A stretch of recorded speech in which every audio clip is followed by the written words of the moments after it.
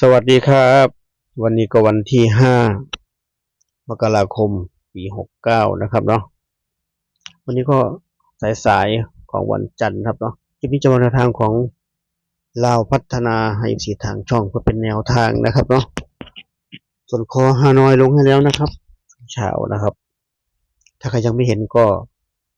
เข้าไปรับชมรับฟังได้ครับเนาะกดตรงรูปคนครับเนาะรูปเบาสารคามด้านซ้ายมือครับเนาะซ้ายมือด้านล่างมีรูปเบาสารคามอยู่กดเข้าไปรับชมรับฟังได้ครับเนาะอยากดูคลิปไหนตกคลิปไหนเข้าไปกดดูได้เลยนะครับคลิปของคอฮานอยก็ลงไปแล้วครับเนาะยังไม่เห็นนะครับถ้ายังไม่เห็นส่วนคลิปนี้เป็นของลาวพัฒนานะครับวันจันทร์ก็มีลาวพัฒนาด้วยเนาะจันทร์พุธศุกร์นะครับก็ลุ้นลาวพัฒนากันจบจากฮานอยครับเนาะฮานอยจบประมาณทุ่มครึ่งครับเนาะฮานอยรอบรอบ VIP ไม่ใช่พิเศษ VIP ครับเนาะจบประมาณทุ่มครึ่งพักกินน้ำกินท่าก็ลุยต่อครับสำหรับขอตำลาวนะครับเนาะขอตำลาวแต่บางคนก็ลาวพัฒนาอย่างเดียวครับเนาะบางคนก็ทั้งฮานอยทั้งลาวครับเนาะบางคนก็ลาวบางคนก็ฮานอยอย่างเดียวครับเนาะแต่ส่วนใหญ่จะเป็นฮานอยกับลาวครับเนาะส่วนคนไหนก็ลาวอย่างเดียวบางคนก็รัฐบาลไทยอย่างเดียวครับเนาะก็ที่สะดวกนะครับเนาะเราจะทำลงทางทั้ง3อย่างครับเนาะทั้งฮานอยลาวพัฒนาแล้วก็รัฐบาลไทยเรานะครับเนาะ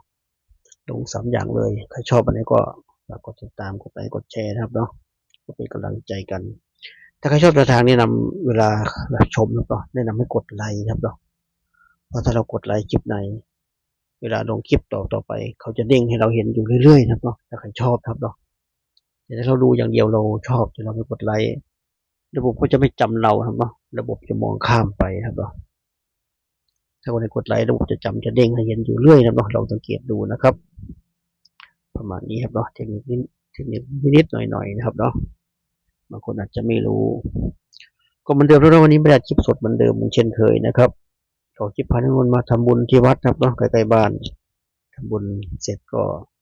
กดกระบานแวะให้อาหารนกอาหารปลาอาหารเต่าก่อนกระบานเหมือนเช่นเคยครับเนาะเหมือนทุกครั้งทุกคลิปนะครับจะได้ไม่เบื่อครับเนาะธรรมชาติบ้านเราเข้ากันไปนะครับเนาะของสวยงามๆครับเนาะนานๆค่อยมองหน้ากันครับเนาะมองหน้ากันก็เบื่อนะครับเนาะดูธรรมชาติเข้ากันไปดีกว่าเจริญหูเจริญตาฝ่านะครับเน้นที่แนวทางนี้ฝ่านะครับเนาะแนวทางก็ย้ำอีกเหมือนเช่นเคยนะเพราะแนวทางมีเข้ามีหลุดมีถูกมีผิดเข้ากันไปเหมือนเดิมไม่มีใครสามารถให้แนวทางถูกได้ทุกวันนะครับเนาะเป็นไปไม่ได้นะครับเนาะถูกผิดเข้ากันไปถ้ามีใครบอกถูกทุกวันอย่าไปเชื่อนะครับเนาะเป็นมีการคาดคะเนเท่านั้นนะครับถูกผิดเข้ากันไปเหมือนเช่นเคยเนาะวันไหนผิดวันหน้าเราก็ว่ากันใหม่เนาะสำหรับนักเสี่ยงโชคนะครับก่อนอื่นดูผลเมื่อวันศุกร์ที่ผ่านมานะครับเนาะของเราพัฒนากรเลข6 ตัวครับเนาะมี25 36 26 25 36 262 ตัวล่างก็36ครับเนาะแต่บางเขตก็เอา25นะครับเนาะแต่ส่วนใหญ่จะเป็น36ส่วนใหญ่นะครับเนาะมีพี่เคยทักมาว่าแถวที่เขาอยู่เอา2 ตัวหน้าเป็น2 ตัวล่างครับเนาะก็เลือกเอาครับเนาะเลือกเอา36 2 ตัวล่าง3 ตัวบนก็6 2 6ครับเนาะ2 ตัวบนก็26ครับ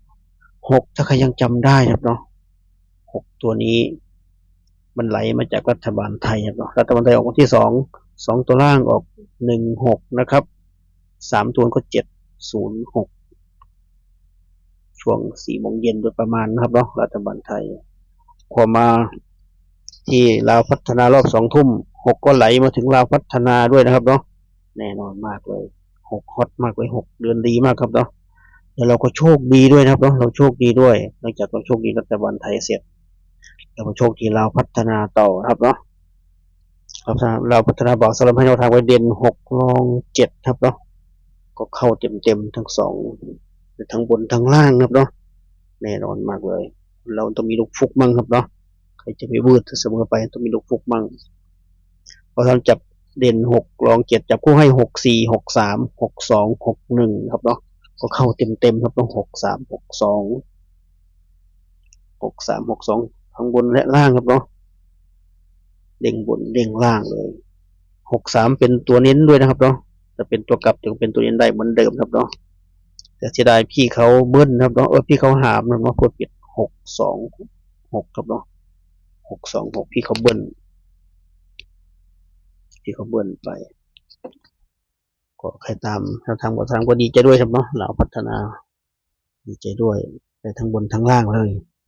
ใครไม่ตามไม่ชอบก็ข้ามไปนะครับไม่เป็นไรครับเนาะวันไหนชอบค่อยลงทุนนะครับเนาะไม่ชอบข้ามไปนะครับเนาะพอบันเทิงไปวันไหนถูกตาถูกใจค่อยขึ้นเวทีครับเนาะเราโชคดีมา3 งวดติดครับเนาะเราพัฒนาเรา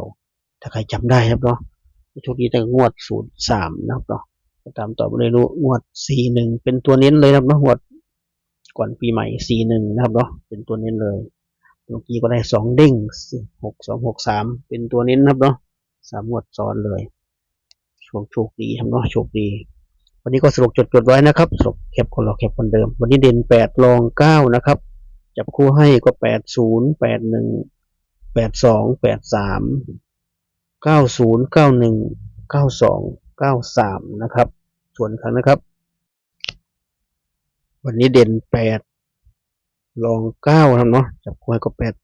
81 82 83 90 91 92 93นะครับ8คู่นี้ก็เน้นไปที่81 82ก็92นะครับเนาะ81 82 92เน้นให้3คู่นี้เนาะชอบที่สุดในวันนี้เลยเอาเพราะฉะนั้นเราเข้าตัวเน้น2 งวดติดครับเนาะเราได้3 งวดติดแต่ตัวนี้เข้ามา2 งวดติดครับเนาะก็โชคดีไปวันนี้เน้น81 82 92นะครับลุ้นกันต่อครับเนาะจะเป็นยังไงก็มาที่ชุด3ตัวนะครับเนาะวันนี้มี4ชุดเหมือนเดิมวันนี้ก็มี581 582 491 492นะครับ4ชุดนี้เน้นไปที่581 582 492นะครับชุด3ตัวครับเนาะชุด3ตัวกับชุด2ตัวชุดเดียวกันครับเนาะเราจะเป็นน้อยลาวไทยครับเนาะชุดเดียวกัน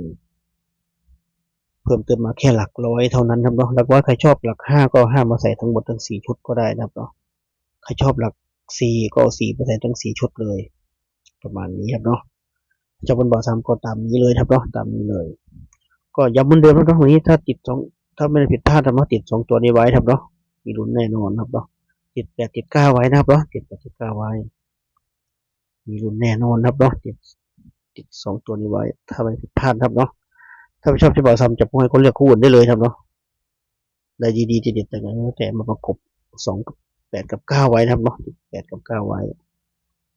บ่าวซ้ำจับคู่ไม่ค่อยแม่นเอาตัวอื่นมาใส่ดีกว่าก็ได้เลยครับเนาะทำเองได้ที่หาได้มาจากอาจารย์อื่นเซียนอื่นครับเนาะประกบ8กับ9นะครับเนาะคาดว่าถ้าไม่ได้ผิดพลาดอาจจะมีลุ้นนะครับประมาณนี้ครับเนาะงบน้อยก็คนที่งบน้อยตัวนี้ก็จัดไปครับเนาะ81 82 92งบน้อยอยากลุ้นกับเขาแต่ทุนน้อยก็ตัวนี้นะครับประมาณนี้นะครับฝากไว้แค่นี้ครับเราเจอกันคลิปหน้าคลิปนี้ก็สวัสดีครับ